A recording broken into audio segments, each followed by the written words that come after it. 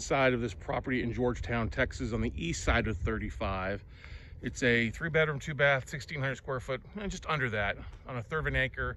It's a reverse mortgage, but it's been vacant for quite a while. It's actually a really total gut job.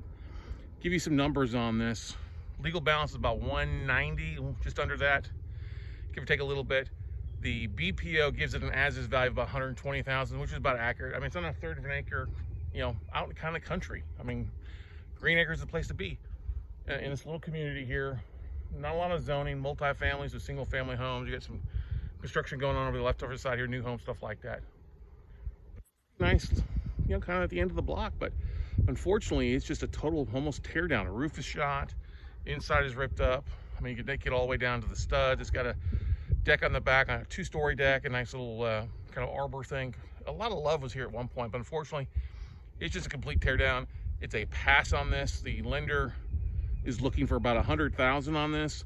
That might be what the land is worth. That's not including the rehab, any back taxes, because it's been vacant for a while. So this is definitely a no. Could be a decent deal if you got for less than that.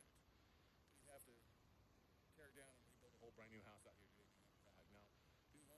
Now, square footage here in Georgetown.